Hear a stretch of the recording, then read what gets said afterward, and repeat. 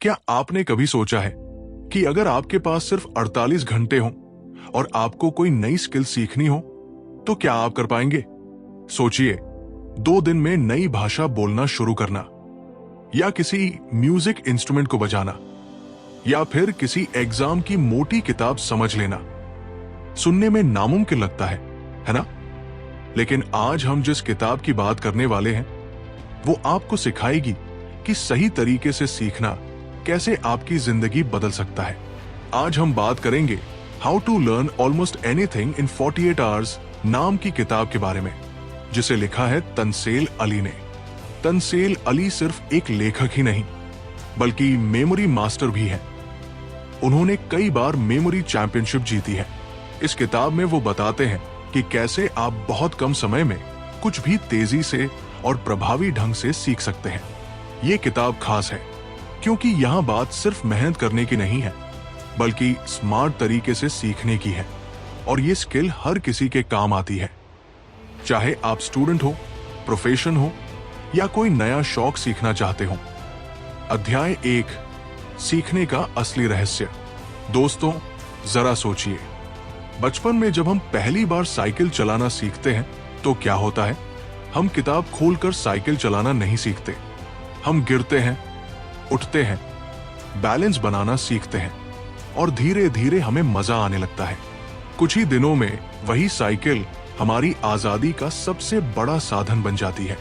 तनसेल इसी बात पर जोर देते हैं, असली सीख वही होती है जहां मजा होता है, जहां दिमाग खेल की तरह जुड़ता है। लेकिन दिक्कत यह है कि बड़े होते होते हम सीखने को सिर्फ रटने से जोड़ लेते हैं, और रटना एक ऐसा तरीका है जो हमें जल्दी थका देता है और जानकारी को ज्यादा देर तक दिमाग में नहीं रख पाता। दिमाग कैसे काम करता है? हमारा दिमाग जानकारी को शब्दों से ज्यादा तस्वीरों और कहानियों में याद रखता है। सोचिए, अगर मैं आपको 10 नंबर बताऊं, 34, 56, 72, 18, तो शायद आप तुरंत भूल जाए।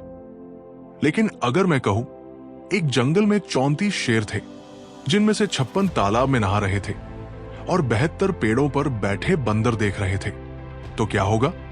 आपके दिमाग ने उस दृश्य की तस्वीर बना ली और अब यह कहानी आपके लिए याद रखना आसान हो गया। यही है सीखने का असली रहस्य। जानकारी को रोचक और दृश्यात्मक, विजुअल बनाइए। क्यों रटना बेकार है? रटाई गई चीजें एक छोटे समय के लिए काम करती है, जैसे परीक्षा से एक दिन पहले पढ़ा हुआ। लेकिन जैसे ही परीक्षा खत्म होती है दिमाग उसे मिटा देता है। क्यों? क्योंकि दिमाग ने उसे किसी मजेदार या भावनात्मक अनुभव से नहीं जोड़ा। तनसेल कहते हैं, जब आप किसी जानकारी को कहानी, जोक या मजेदार इमेज से जोड़ते हैं तो दिमाग उसे अपने लॉन्ग टर्म स्टोरेज में डाल देता है। मान लीजिए आपको याद रखना है कि टमाटर लाल होता है। सीधी बात, आप भूल भी सकते हैं, लेकिन अगर आप एक छोटी सी कहानी बना लें, टमाटर शर्म से लाल हो गया क्योंकि आलू ने उस पर मजाक कर दिया, तो अब ये जानकारी हंसी और इमेज दोनों से जुड़ गई। नतीजा, आप इसे सालों तक नहीं भूलेंगे। सीखने को खेल बना दीजिए। तनसेल बार बार कहते हैं, सीखना एक खेल होना चाहिए, बोझ नहीं। जैसे ही आप किसी चीज को गेम की तरह सीखेंगे आपकी मोटिवेशन अपने आप बढ़ जाएगी। उदाहरण के लिए, अगर आप नई भाषा सीख रहे हैं तो सिर्फ ग्रामर पढ़ने की बजाय उसमें जोक या मजेदार कहानियां पढ़िए। अगर आप गणित सीख रहे हैं तो हर फॉर्मूले को एक कैरेक्टर की तरह सोचिए। जैसे पाइथागोरस हमेशा त्रिकोण का राजा है। भावनाओं का असर। सीखने में भावनाएं सबसे बड़ी भूमिका निभाती है। जब हम किसी घटना से जुड़ी भावनाएं महसूस करते हैं तो वो जानकारी हमेशा याद रहती है। जैसे, क्या आपको याद है आपकी पहली फिल्म थिएटर में या पहला दिन कॉलेज में?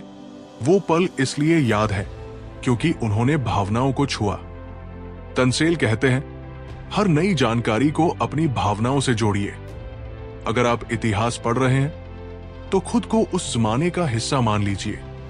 कल्पना कीजिए कि आप अकबर के दरबार में खड़े हैं या झांसी की रानी के साथ युद्ध भूमि में हैं। अब वो पाठ कभी बोरिंग नहीं लगेगा। सीखने का पहला नियम, तो दोस्तों, इस पहले अध्याय से हमें जो सबसे बड़ा सबक मिलता है वो है, सीखना तभी टिकता है जब उसमें मजा, कहानी और तस्वीरें जुड़ जाती हैं। अब जब भी आप कुछ नया सीखने बैठें तो खुद से पूछिए, मैं इसे मजेदार कैसे बना सकता हूं? इसमें कहानी कैसे जोड़ सकता हूं? इसका चित्र मेरे दिमाग में कैसे बन सकता है? याद रखिए, दिमाग एक कैमरा है और वो तस्वीरें ही सबसे अच्छे से कैद करता है। अध्याय 2, माइंड मैपिंग का जादू। दोस्तों, जरा याद कीजिए, जब हम स्कूल में कोई बड़ा सा चैप्टर पढ़ते थे तो किताब में लंबी लंबी लाइनें और पैराग्राफ देखकर अक्सर डर लगने लगता था। मन करता था कि काश इसे किसी ने आसान और मजेदार तरीके से समझा दिया होता। यही समस्या हम सबको होती है। जानकारी बहुत है, लेकिन उसे समझने और जोड़कर याद रखने का तरीका नहीं आता। यही आता है माइंड मैपिंग का जादू। तंसेल अली कहते हैं कि हमारा दिमाग लाइन से नहीं सोचता, बल्कि शाखाओं और कनेक्शंस में सोचता है। जैसे पेड़ की जड़ें फैलती हैं और हर जड़ से नई टहनी निकलती है, हमारा दिमाग भी बिल्कुल वैसा ही काम करता है। माइंड मैपिंग क्या है? माइंड मैपिंग एक ऐसा तरीका है जिसमें आप किसी भी विषय को एक पन्ने पर बीच में लिखते हैं और उससे जुड़ी जानकारियों को टहनियों की तरह फैलाते हैं। हर टहनी से और शाखाएं निकलती हैं और धीरे धीरे पूरा विषय एक जीवंत पेड़ की तरह आपके सामने आ जाता है।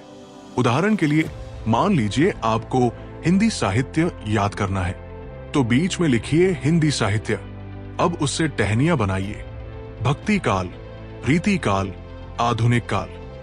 फिर भक्ति काल से छोटी शाखाएं बनाइए, कबीर, तुलसीदास, मीरा, और हर नाम के आगे उनके योगदान के छोटे छोटे पॉइंट्स।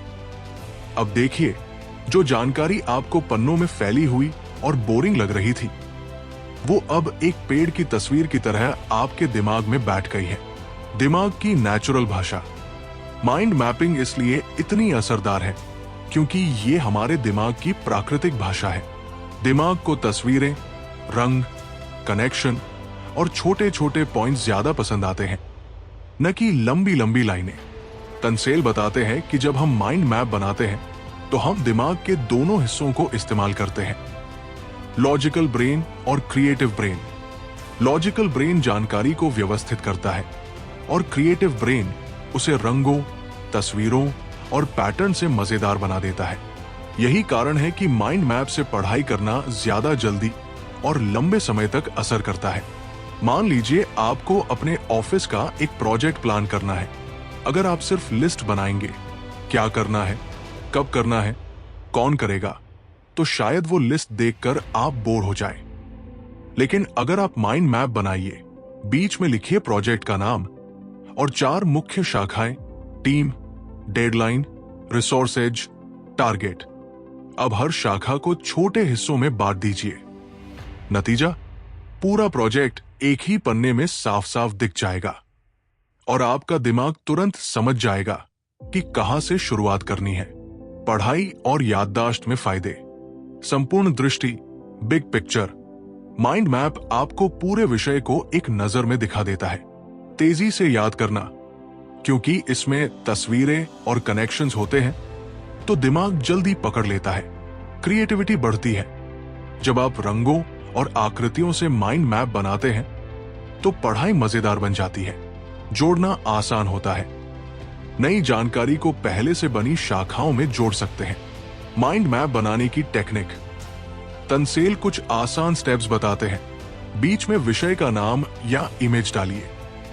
मुख्य शाखाएं बनाइए, 4 से 6 से ज्यादा नहीं। हर शाखा से छोटी शाखाएं निकालिए और सिर्फ कीवर्ड लिखिए, लंबी लाइनें नहीं। रंगों और इमेज का इस्तेमाल कीजिए। दिमाग रंगीन चीजों को जल्दी पकड़ता है, इसे बार बार देखिए और अपडेट कीजिए। तंसेल कहते हैं, अगर आपको किसी कठिन विषय को समझने में परेशानी हो तो उसे माइंड मैप में बदल दीजिए। जैसे ही आप लिखना शुरू करेंगे, आपका दिमाग अपने आप पैटर्न ढूंढने लगेगा और यही पैटर्न समझने और याद करने को आसान बना देगा। तो दोस्तों, माइंड मैपिंग सिर्फ एक स्टडी टेक्निक नहीं, बल्कि सोचने का नया तरीका है। ये दिमाग को बोझ से निकालकर आजादी देता है। अब जब भी आपको किसी विषय को याद करना हो या किसी प्रोजेक्ट की प्लानिंग करनी हो, तो सीधी लिस्ट मत बनाइए, माइंड मैप बनाइए। आप देखेंगे कि जानकारी अपने आप साफ साफ दिखने लगेगी और आपके दिमाग पर से बोझ कम हो जाएगा। याद रखिए, दिमाग एक बगीचा है और माइंड मैप उसकी सबसे सुंदर नक्शा। अध्याय 3, मेमोरी पैलेस की ताकत। दोस्तों, अब मैं आपको एक ऐसा राज बताने जा रहा हूं जो सदियों से इस्तेमाल होता आया है। इसे कहते हैं मेमोरी पैलेस टेक्निक। सुनने में यह नाम थोड़ा रहस्यमय लगता है ना? लेकिन असल में यह हमारी याददाश्त को सुपर पावर देने का सबसे आसान और असरदार तरीका है। जरा सोचिए, अगर आपको एक साथ 20 चीजें याद करनी हो, जैसे शॉपिंग लिस्ट या किसी परीक्षा के 20 पॉइंट्स, तो आप क्या करेंगे? ज्यादातर लोग रटने लगते हैं, लेकिन दिक्कत यह है कि रटा हुआ दिमाग में ज्यादा देर नहीं टिकता। और यही मेमोरी पैलेस आपकी मदद करता है। मेमोरी पैलेस क्या है? मेमोरी पैलेस एक ऐसी तकनीक है जिसमें आप अपने दिमाग में किसी जगह, जैसे अपना घर, स्कूल या कोई गली की कल्पना करते हैं। फिर उस जगह के हर कोने को एक याद रखने वाली चीज से जोड़ देते हैं। क्यों काम करता है ये तरीका? क्योंकि हमारा दिमाग स्थान यानी जगहों को बहुत अच्छी तरह याद रखता है। सोचिए, आपको अपना बचपन का घर आज भी याद है। दरवाजा कहाँ था, खिड़की कहाँ थी, किस कमरे में कौन सी चीज रखी थी, सब तस्वीर की तरह दिमाग में छपा है। यही क्षमता हम मेमोरी पैलेस में इस्तेमाल करते हैं। मान लीजिए आपको याद रखना है आम, किताब, गाड़ी, पहाड़, घड़ी। अब इन्हें रटने की बजाय हम अपने घर का मेमोरी पैलेस बनाएंगे। गेट पर सोचिए, एक बड़ा सा आम रखा है। जैसे ही आप दरवाजे से अंदर जाते हैं, मेज पर किताब रखी है। कमरे में पहुंचते ही वहां एक छोटी सी गाड़ी खड़ी है। खिड़की से बाहर देखिए, बड़ा पहाड़ खड़ा है और दीवार पर लगी घड़ी अचानक तेज आवाज में बज रही है। अब जब आप इन शब्दों को याद करना चाहेंगे, तो बस अपने घर में घूमिए। हर जगह पर आपको वही चीजें मिलेंगी। मजेदार बात यह है कि इस तरीके से आप 5 नहीं, 50, 100 या उससे ज्यादा चीजें याद रख सकते हैं। इतिहास में मेमोरी पैलेस। तंसेल अली बताते हैं कि मेमोरी पैलेस कोई नई तकनीक नहीं है। प्राचीन ग्रीस और रोम के वक्त में विद्वान और वक्ता इसका इस्तेमाल करते थे। जब किसी को बिना नोट्स के लंबे भाषण देने होते थे, तो वो हर पॉइंट को अपने काल्पनिक महल के एक कमरे में रख देते थे। भाषण देते समय वो मानसिक रूप से उस महल में घूमते और हर कमरे से अपना पॉइंट निकालते। यही कारण है कि इसे मेमोरी पैलेस कहा गया, क्योंकि ये आपके दिमाग का महल है। असली जीवन में उपयोग। पढ़ाई में अगर आपको किसी परीक्षा में 20 से 30 टॉपिक्स याद करने हैं, तो हर टॉपिक को अपने मेमोरी पैलेस के अलग अलग हिस्से में रखिए। स्पीच और प्रेजेंटेशन में अगर आपको कोई भाषण देना है, तो हर पॉइंट को अपने दिमाग के किसी कमरे, दरवाजे या खिड़की से जोड़ दीजिए। शॉपिंग लिस्ट, बाजार जाने से पहले चीजों की लिस्ट को अपने घर के रास्ते से जोड़ दीजिए। आप भूलेंगे ही नहीं। इसे और मजेदार कैसे बनाएं? तंसेल कहते हैं, जितनी मजेदार, अजीब और नाटकीय तस्वीरें आप बनाएंगे, उतनी जल्दी और लंबे समय तक याद रहेगा। जैसे गेट पर आम को सिर्फ रखा मत सोचिए, उसे इतना बड़ा सोचिए कि उसने गेट तोड़ दिया हो। किताब को मेज पर साधारण मत रखिए। सोचिए कि वो किताब अपने आप पन्ने पलट रही है और आवाज कर रही है। गाड़ी को कमरे में खड़ी मत कीजिए। सोचिए वो हेडलाइट जलाकर आपको इशारे कर रही है। ये अजीब और रंगीन कल्पनाएं आपके दिमाग में तुरंत छप जाती है। क्यों काम करता है ये तरीका? क्योंकि ये 3 शक्तिशाली तत्वों को जोड़ता है। जगह, लोकेशन, जिसे दिमाग स्वाभाविक रूप से याद रखता है। इमेज, तस्वीरें हमेशा शब्दों से ज्यादा देर तक टिकती है। भावनाएं, इमोशन, जब आप किसी चीज को मजेदार या अजीब बनाते हैं, तो उसमें भावनाएं जुड़ जाती है। तीनों मिलकर याददाश्त को कई गुना मजबूत कर देते हैं। तो दोस्तों, मेमोरी पैलेस सिर्फ एक टेक्निक नहीं, बल्कि याद रखने का जादुई रास्ता है। ये आपके दिमाग को एक कैमरा बना देता है जो हर जानकारी को तस्वीर की तरह कैद कर लेता है। अगली बार जब आपको कुछ लंबा याद करना हो, रटने की बजाय अपने दिमाग का महल बनाइए, उसमें घूमिए, तस्वीरें लगाइए और मजेदार कहानियां गढ़िए। आप देखेंगे कि याद रखना पहले से 100 गुना आसान हो गया है। याद रखिए, आपका दिमाग ही आपका असली महल है और उसकी चाबियां अब आपके हाथ में है। अध्याय 4, समय और फोकस की कला। दोस्तों, आपने ये कहावत तो सुनी होगी, समय ही धन है। लेकिन सच पूछिए तो समय सिर्फ धन नहीं है, बल्कि हमारी जिंदगी का सबसे कीमती खजाना है। फर्क सिर्फ इतना है कि पैसा खर्च हो जाए तो वापस आ सकता है, लेकिन एक बार गया हुआ समय कभी वापस नहीं आता। यही वजह है कि सीखने और आगे बढ़ने के लिए समय और फोकस की कला को समझना बेहद जरूरी है। तंसेल कहते हैं, अगर आप सही ढंग से समय का उपयोग और फोकस करना सीख जाए तो आप वही काम आधे समय में कर सकते हैं जिसके लिए बाकी लोग दोगुना वक्त लगाते हैं। समय का महत्व। हम सबके पास दिन के 24 घंटे ही होते हैं। फर्क इस बात से पड़ता है कि हम उनका इस्तेमाल कैसे करते हैं।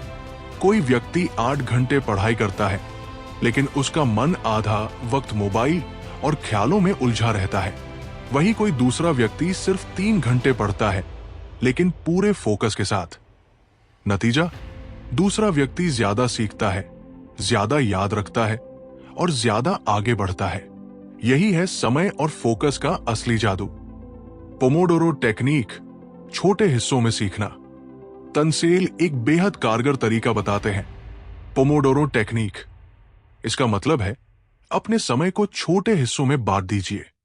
25 मिनट तक सिर्फ पढ़ाई या काम कीजिए, फिर 5 मिनट का ब्रेक लीजिए। 4 बार ऐसा करने के बाद 15 से 20 मिनट का लंबा ब्रेक लीजिए। यह तरीका क्यों असरदार है? क्योंकि हमारा दिमाग लगातार घंटों तक ध्यान नहीं लगा सकता, लेकिन छोटे छोटे हिस्सों में वो ज्यादा तेज और ताजा काम करता है। फोकस की ताकत। फोकस का मतलब है एक समय में सिर्फ एक काम पर ध्यान देना, लेकिन आज की दुनिया में फोकस करना सबसे मुश्किल काम है। Mobile notification, social media, chat message, ये सब हमारी एकाग्रता को तोड़ देते हैं। तंसेल कहते हैं, अगर आप सच में तेजी से सीखना चाहते हैं तो आपको डिस्ट्रैक्शन से लड़ना होगा। पढ़ाई या काम करते वक्त मोबाइल को साइलेंट या दूर रखिए। एक शांत जगह चुनिए जहां शोर शराबा न हो। और सबसे जरूरी, खुद से ये वादा कीजिए कि अगले 25 मिनट सिर्फ एक ही काम करेंगे। फोकस और फ्लो।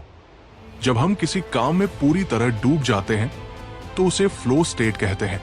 उस समय हमें न समय का पता चलता है, न थकान महसूस होती है। बस काम आसान और मजेदार लगने लगता है।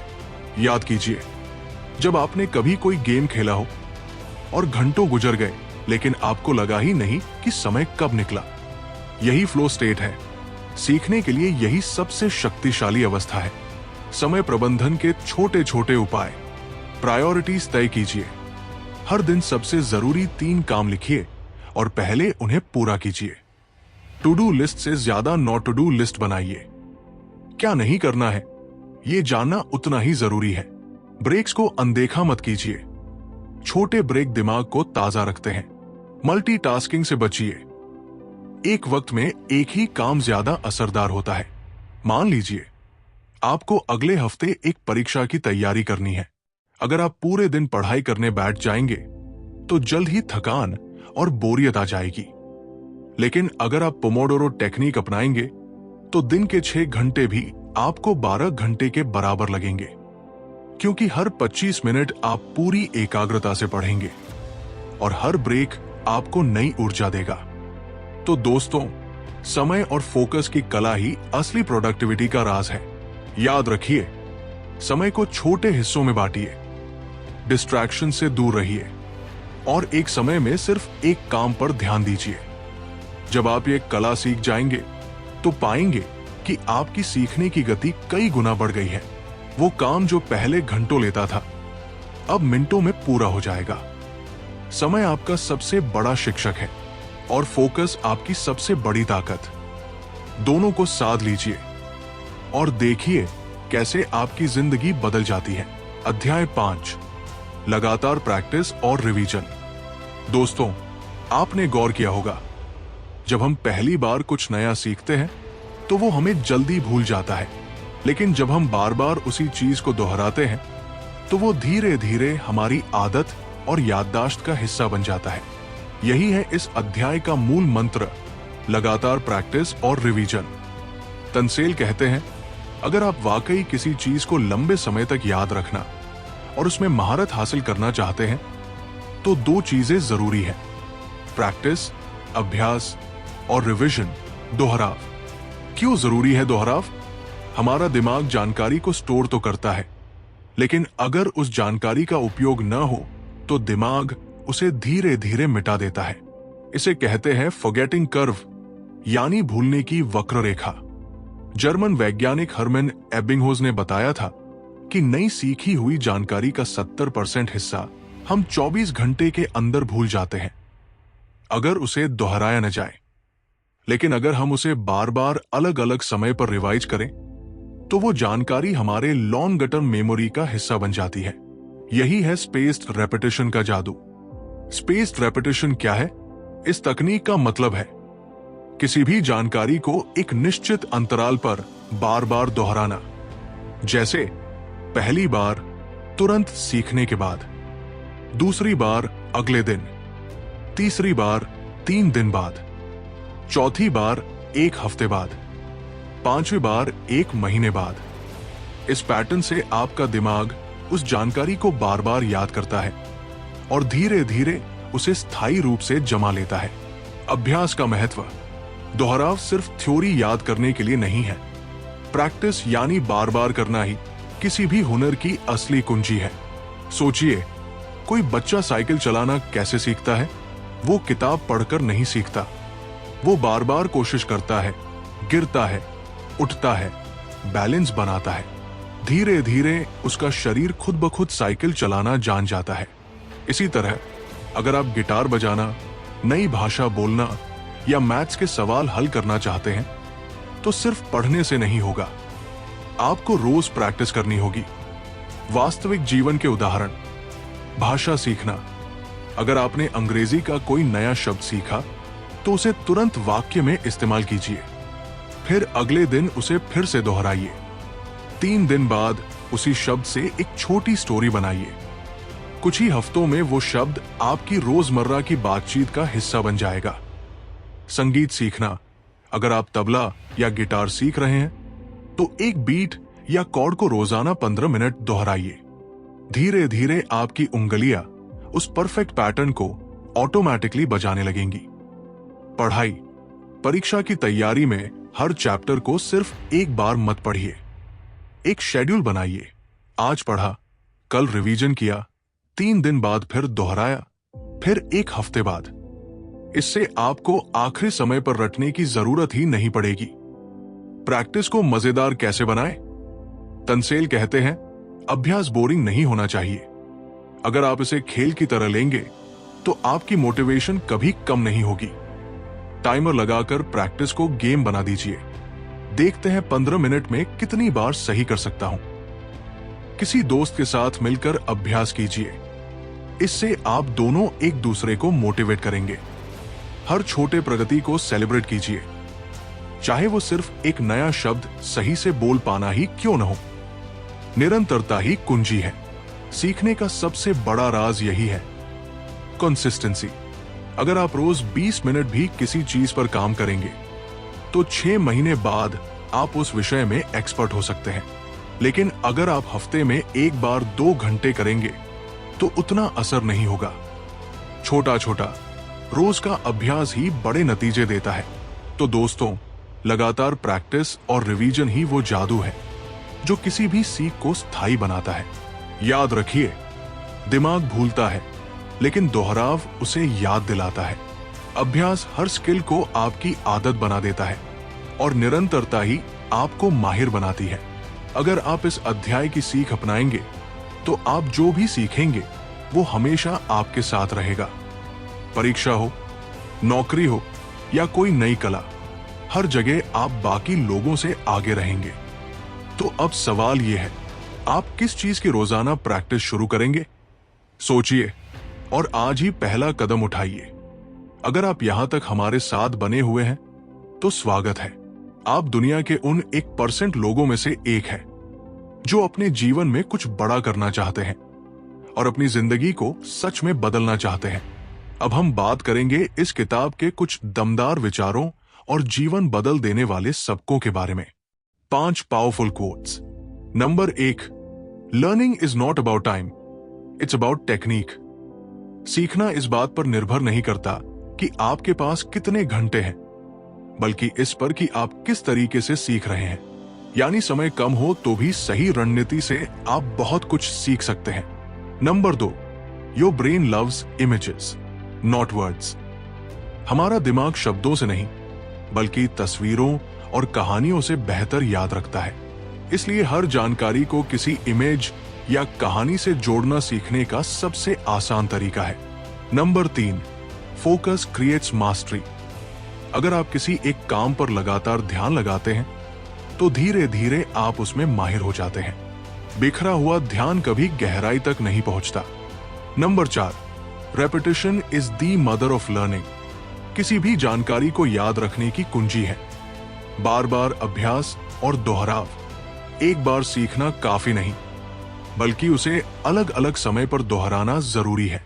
Number 5, make learning fun and you'll never stop. सीखना अगर मजेदार हो जाए तो इंसान कभी रुकता नहीं। मजेदार और खेल जैसा माहौल सीखने को लंबे समय तक टिकाऊ बनाता है। 5 प्रैक्टिकल लेसन्स। नंबर 1, हर नई जानकारी को विजुअल बनाइए। जब भी कुछ नया सीखें उसकी एक तस्वीर या छोटी कहानी अपने दिमाग में बनाइए।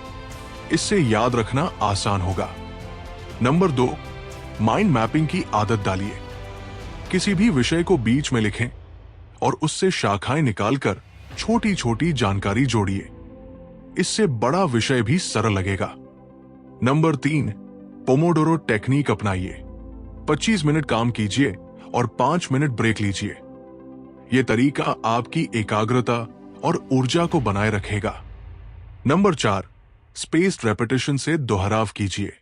नई चीज को आज पढ़े, फिर कल, फिर 3 दिन बाद और फिर हफ्ते बाद दोहराइए। ये जानकारी को लंबे समय तक पक्का कर देगा। नंबर 5, सीखने को खेल बनाइए।